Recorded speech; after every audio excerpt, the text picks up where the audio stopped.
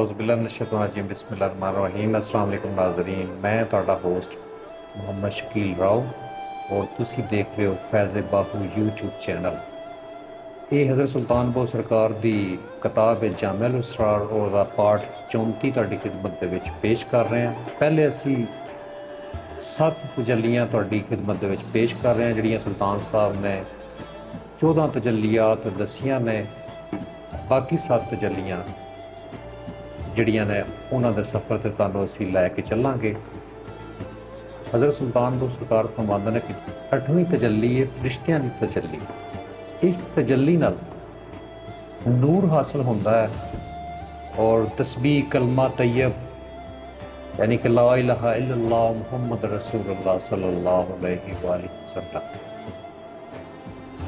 तस्बीह ते कलमा तैयब दी असली आवाज़ सुनाई देंदी है ते अरश तो पुलसरात तक दी नूरी आवाज़ कन्ना विच गूंजती है।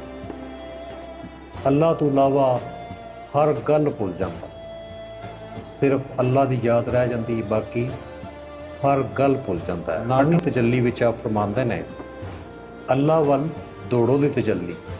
तो सुल्तान साहब ने बहुत सारी जगह पे इस आयत नूं बयान किया कि और आप फरमाते हैं कि अल्लाह की तरफ भागो, यानी कि फकीरे भी कहने मतलब कि अल्लाह की तरफ भागो। लोग इन्हूं समझ लेंदे ने कि अल्लाह से दूर भागो, ते असल दे विच अल्लाह की तरफ भागो। असी लोग अल्लाह की तरफ भजण की बजाय अल्लाह तो दूर दौड़ना शुरू कर देंगे।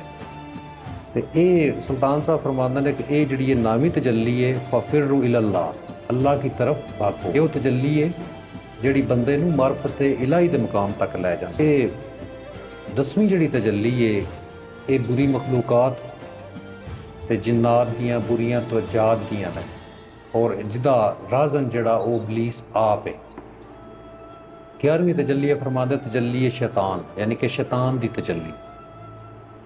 शैतान की तजल्ली इस नाल बंदा नमाज छड़ देंदा है ते खेल तमाशियां विच लग जाता है, यानी कि वो अल्लाह की जिहड़ी इबादत है उहदे तो दूर हो जाता है, वो खेल तमाशियां दे विच लग जाता है। फिर आप फरमाते कि जिहड़ी 12वीं तजल्ली है नफ्स।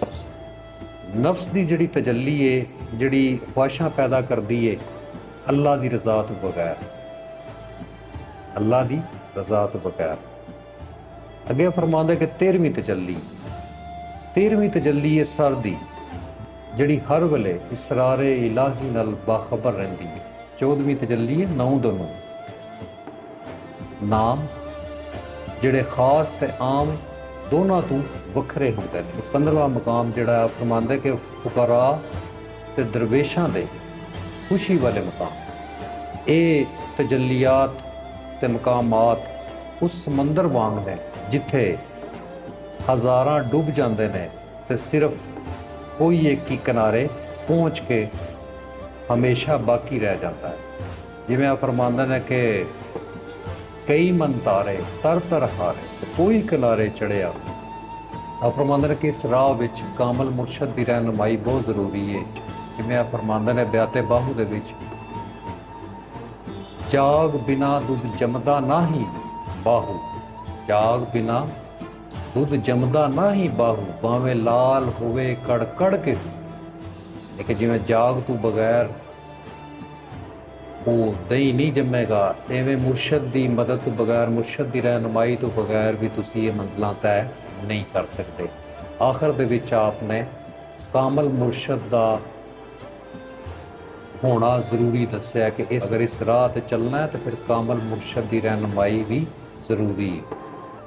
जिवें मियाँ साहब का एक शेर है, राह दे हर कोई आखे राह दे, मैं भी आखां राह दे, बिन मुर्शद राह नहीं लभना, मर रुलसें विच राह दे।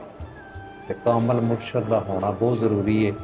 एक तजल्लियात हासिल कोई कर सकता है जिन्हों कामल मुर्शद की रहनुमाई है, वरना वो जवाल पजीर हो सकता है। जी नाजरीन, अज असे नहीं अगले पार्ट आसे सानू इजाज़त दो। बहुत शुक्रिया। खुश रहो, सलामत रहो। अल्लाह।